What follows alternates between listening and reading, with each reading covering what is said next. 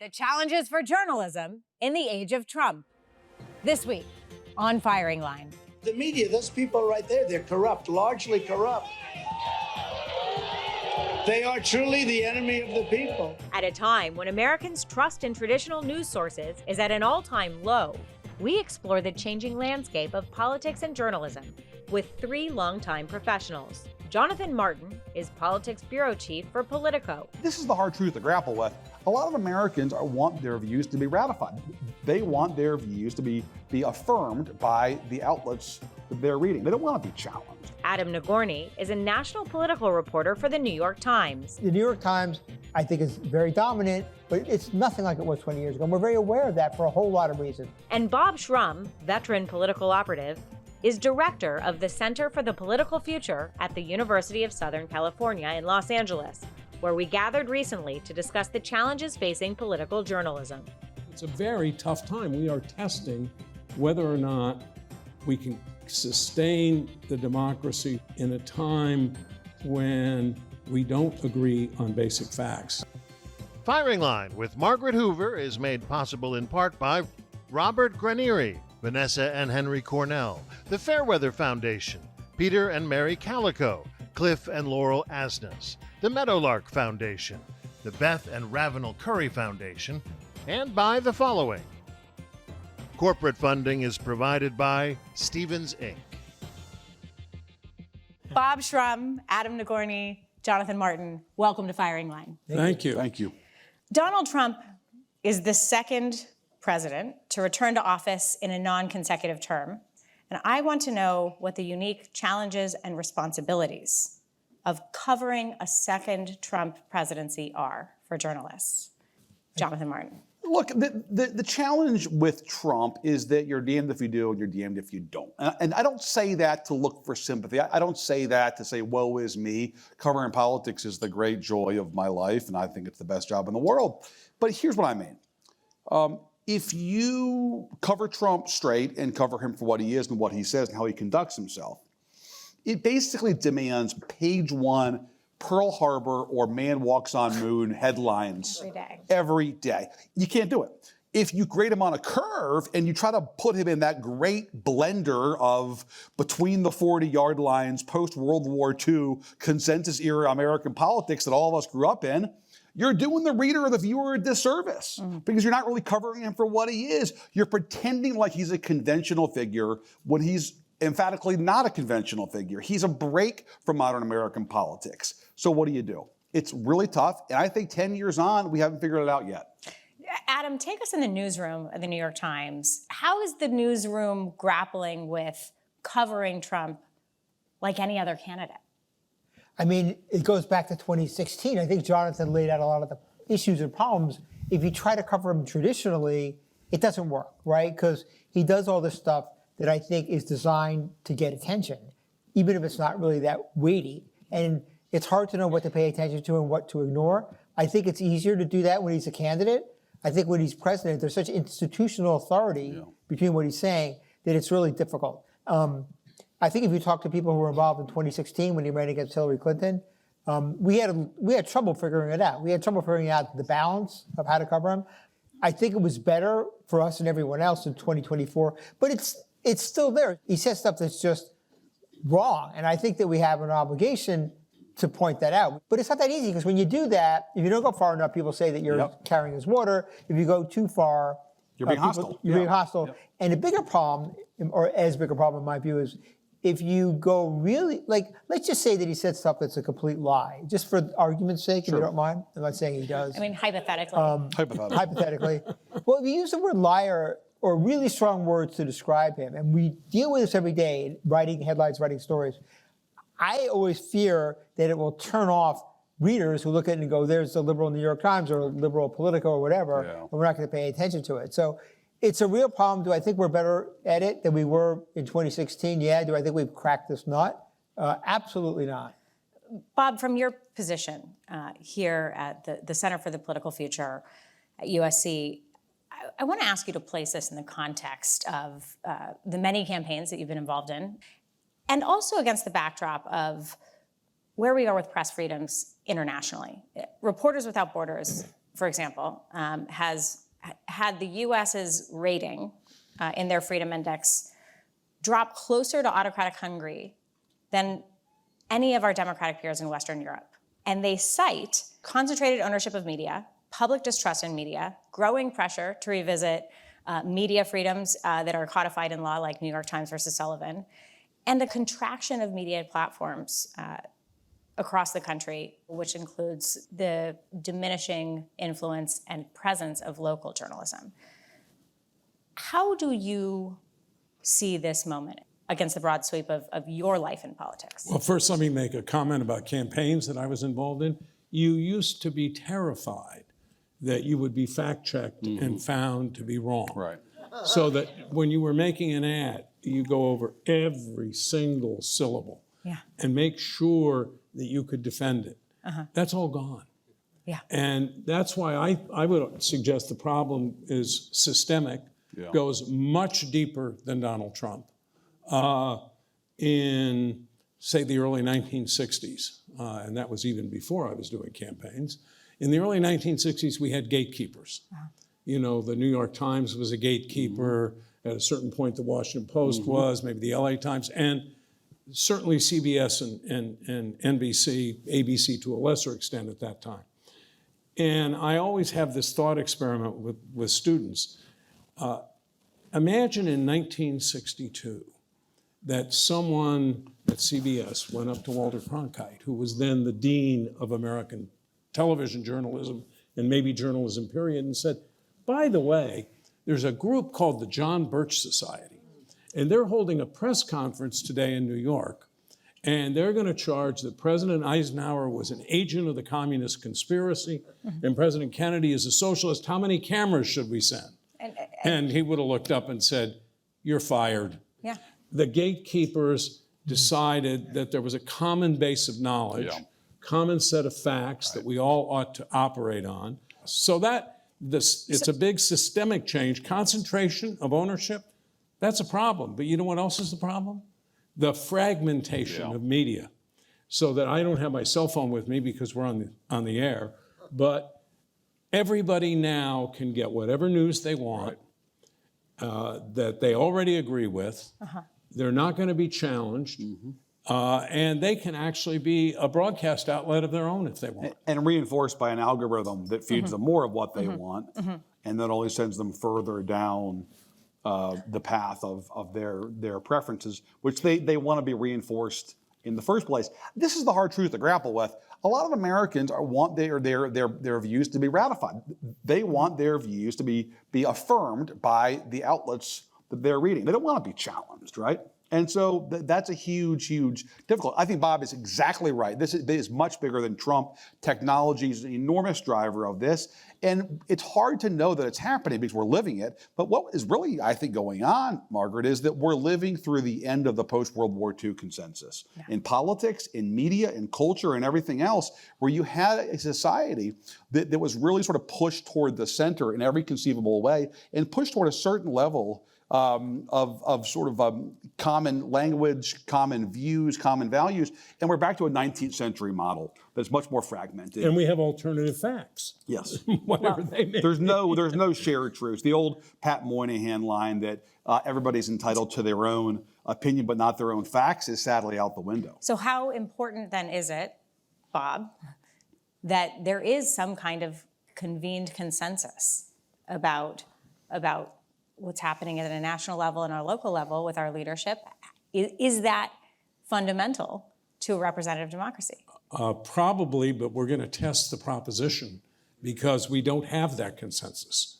I mean, we have people who think that the January 6th insurrectionists were national heroes who were trying to save the country.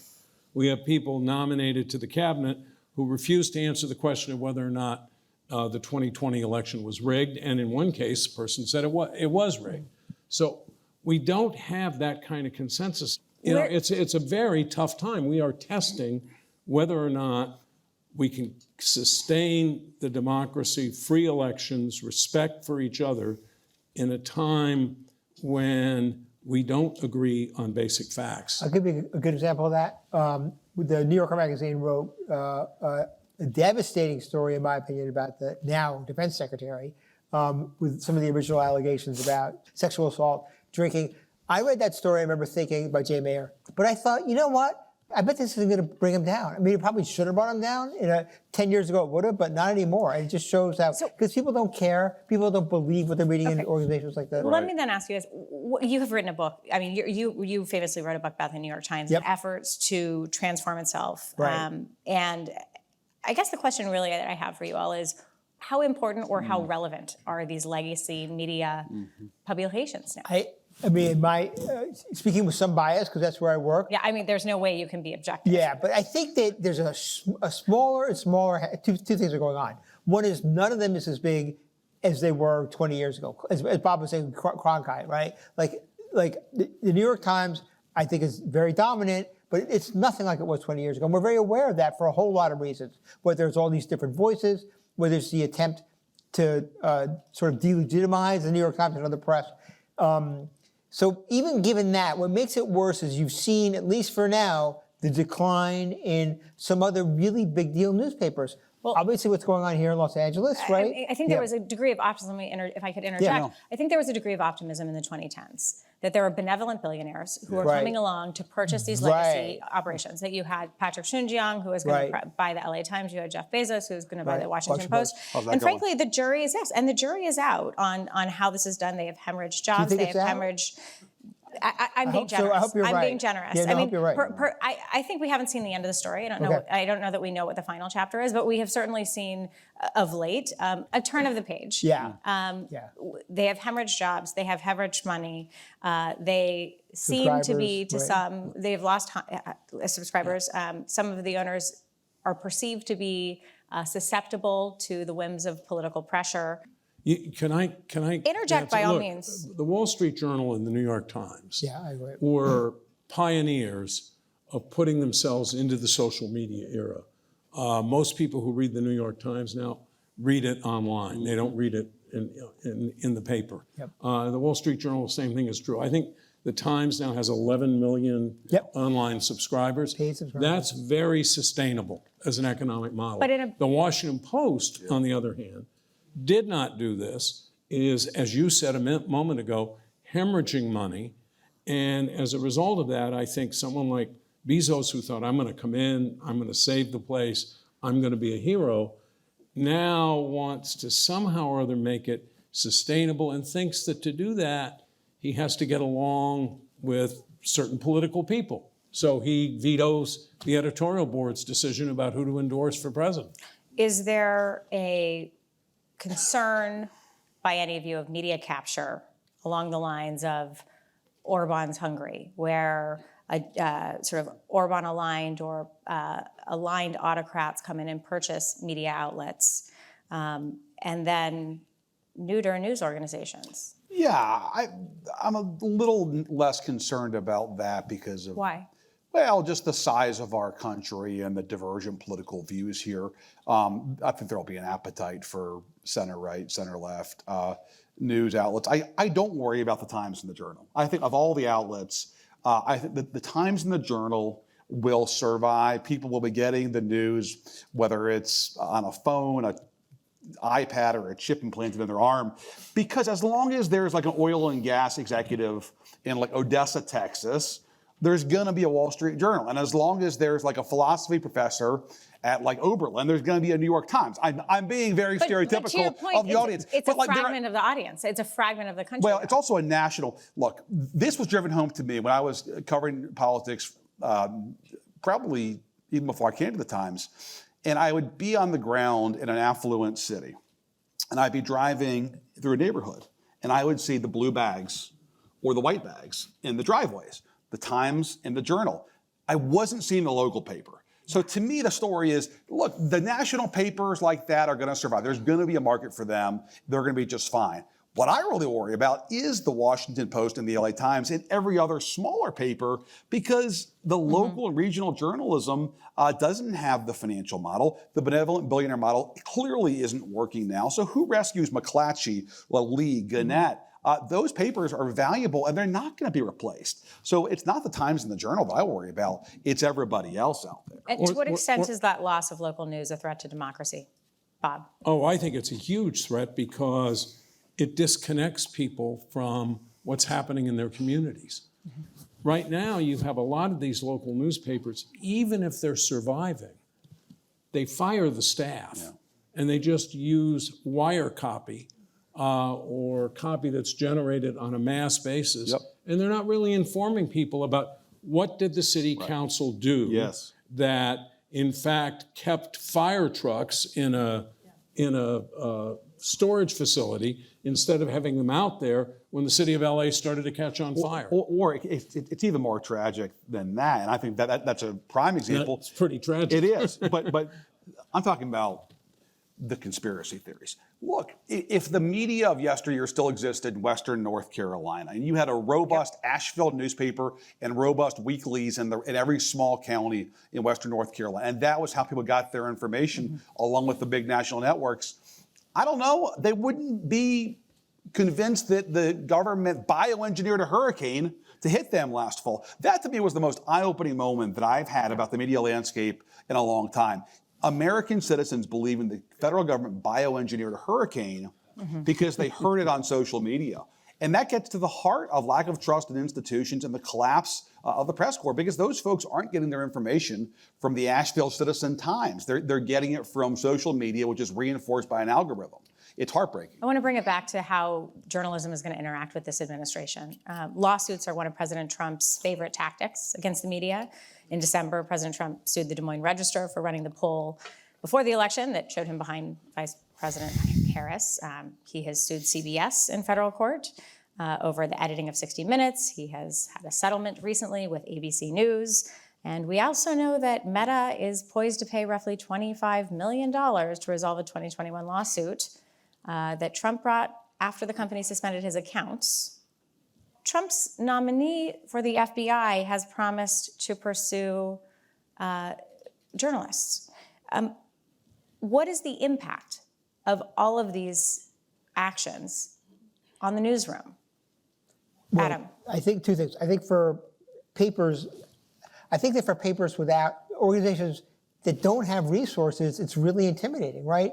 I think a newspaper like the New York Times, I don't want to speak for the Sulzbergers or their bank accounts, but like they can afford it. And I think that so far they've seemed to be really, again, this will sound boosterish, but gutsy in terms of standing up to the administration. But they're also being very, very careful in fact-checking stuff, realizing that anything could be a cause for action. Right. But I think it's a real problem. It's one more thing that's going to shrink the number of papers that are really covering the world objectively, and it's a reason to be alarmed. And you have to distinguish the different categories of people who can afford to defend these suits. Like New York Times can afford to defend the suits. Journal. Wall Street Journal can't. Exactly. Meta CBS, can. ABC. Meta can. Yeah. Facebook can. But they're not doing it. They're giving in not because they're worried about spending the money on the lawsuit.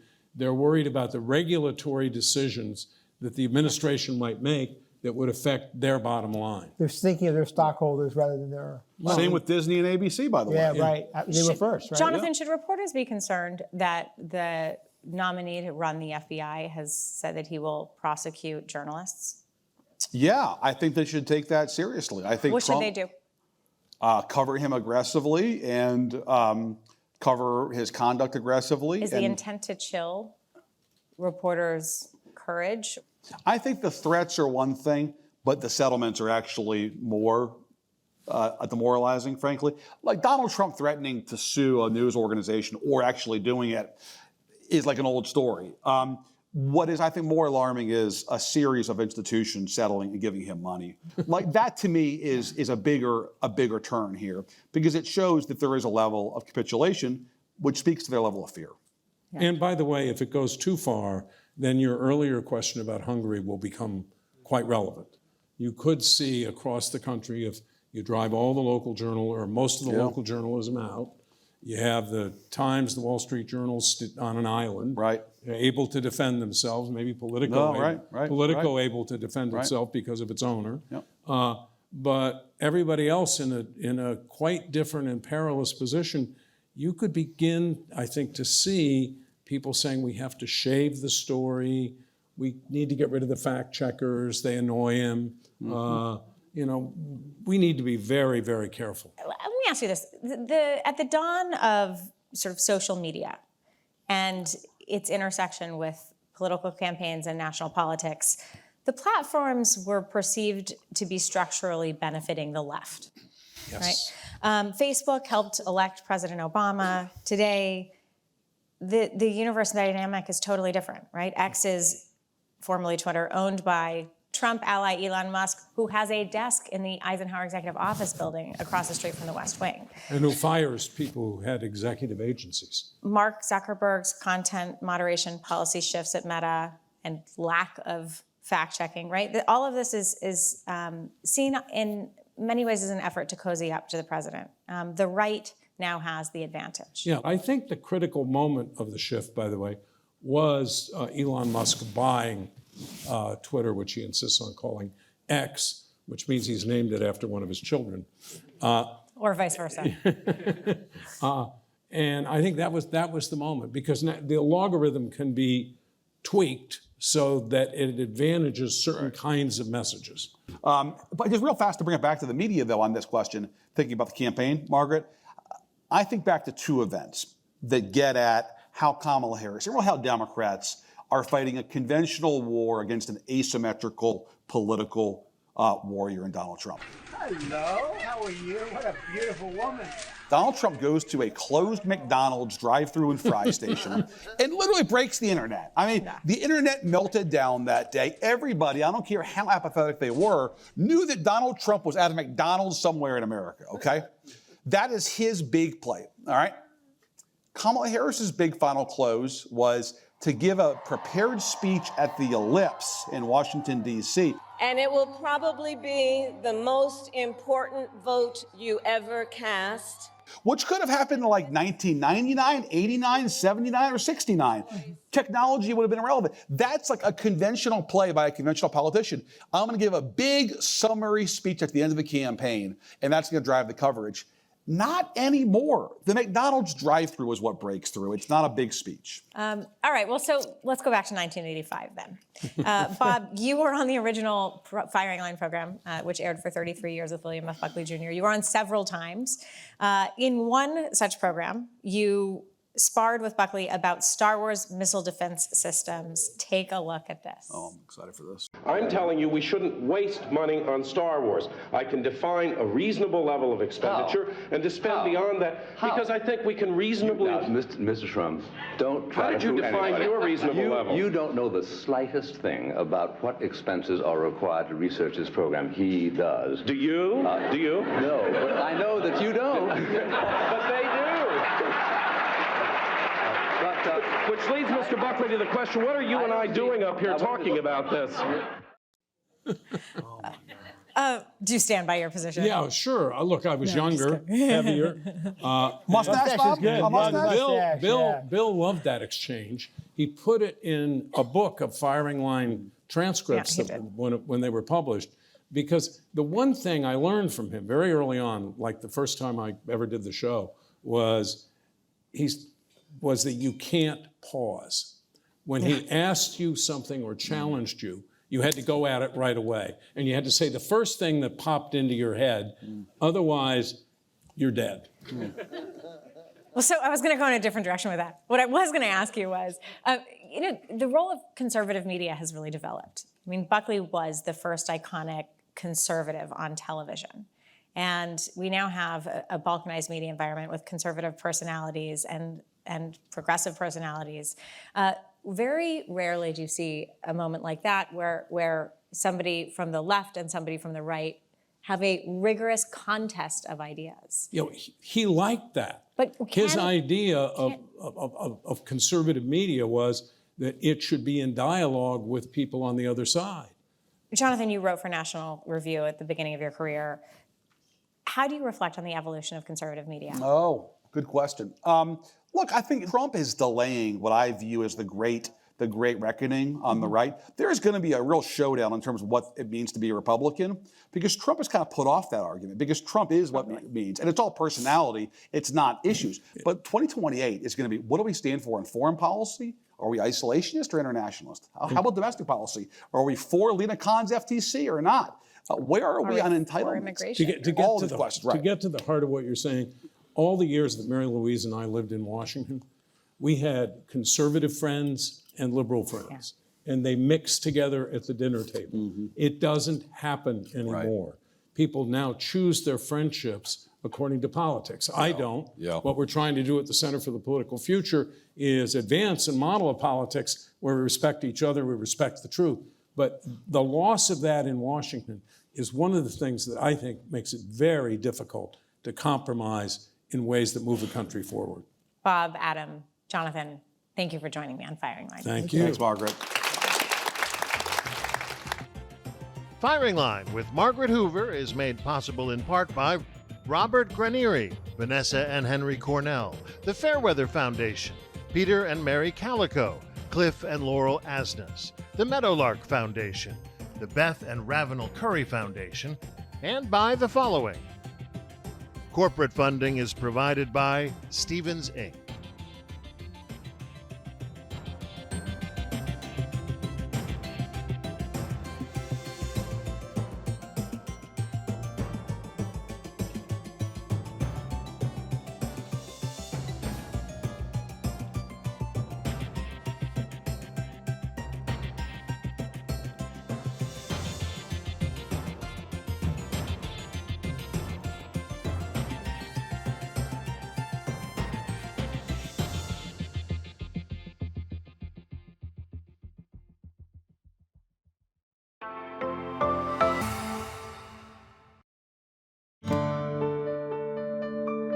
You're watching PBS.